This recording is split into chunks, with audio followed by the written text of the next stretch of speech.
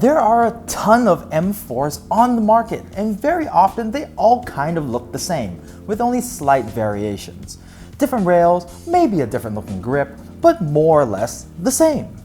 What we have here is a different kind of M4, an M4 that no matter if you're just hanging it on your wall or taking it to the game, will guarantee some heads turning. Now, I'm talking about the EMG Salient Arms International Gray Training Rifle AEG. Probably the best looking AEG you can get your hands on.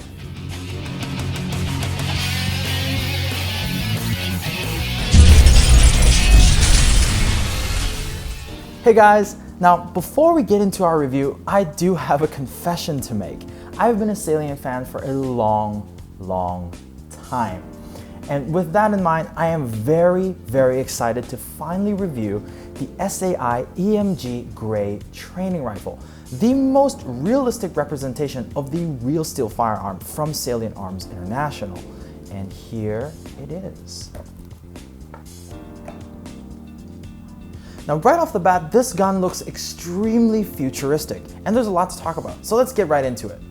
Getting the obvious things out of the way, this gun features full Salient Arms International markings on both the upper and lower receiver. And their signature gold titanium nitride bolt.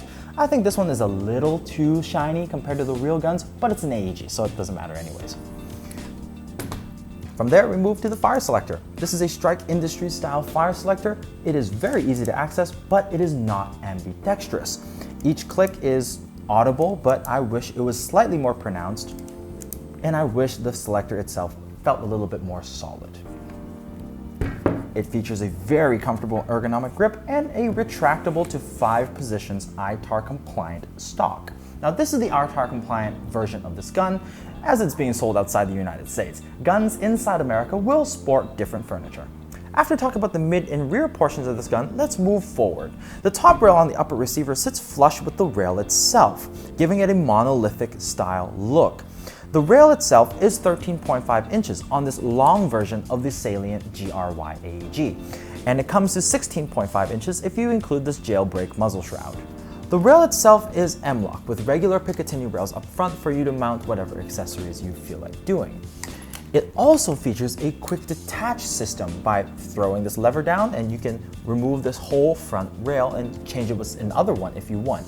The reason why they did that is for you to have different loadouts built on rails already, so you can just slide on a different style for whatever situation you find yourself in.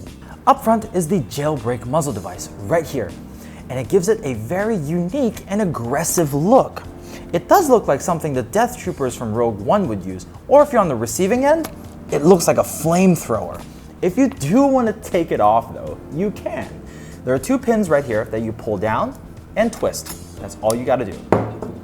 Underneath the Jailbreak is a regular muzzle brake, and if you unscrew this, it reveals 14mm clockwise threads for you to put on a different muzzle brake if you want, or a suppressor. And to put this back on, you just do the same steps in reverse. The gun comes with flip up front and rear sights. They are polymer, so it's very light, as well as it takes regular large Dean's type batteries by unscrewing the buffer tube, removing the buttstock to reveal the connector right here. The hop up is accessible by pulling back the charging handle to reveal it right there. The internals are pretty generic. It features a full metal, fully upgradable version 2 gearbox, a 382mm inner barrel, and it comes with this 130 round polymer mid-cap magazine. The gun feels very good to hold, and with the rail being cut octagonally, if you want to C-clamp or just generally run your support hand forward, it feels very comfortable. There's also cuppings cut into the bottom and the sides of the rail and acts as hand stops. Very nice indeed. Now, trigger response. Not bad, and the switching between the different firing modes, very easy. Albeit, as I mentioned, I really wish that the selector itself made a more audible click. And now to come to think of it, I really wish it was slightly more stiff and not so easy to go between the different modes. Now let's go Chrono the Gun. For the Chrono, I'm using an 11.1 LiPo and 0.2 gram BBs.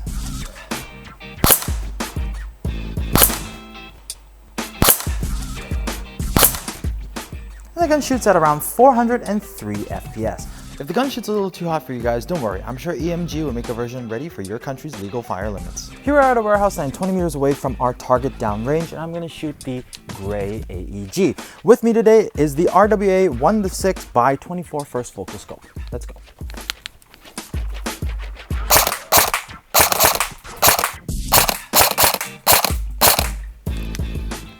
The gun is extremely comfortable to hold.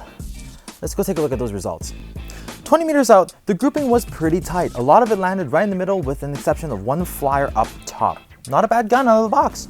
Hey, if you guys like cool looking M4s, why don't you check out the review I did for the Amoeba AM016 right here on the screen. Hi guys, it's Mark here from RedWolf TV for another review. Today we're going to be talking about the AM016.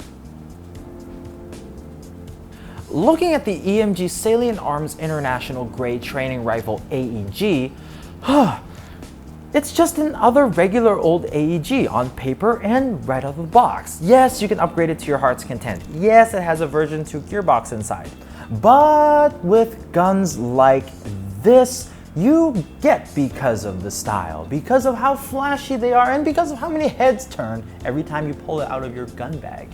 Is this gun the best looking AEG you can get your hands on right now? It probably is. And if style is your requirement for getting a cool gun, then this could be an option for you.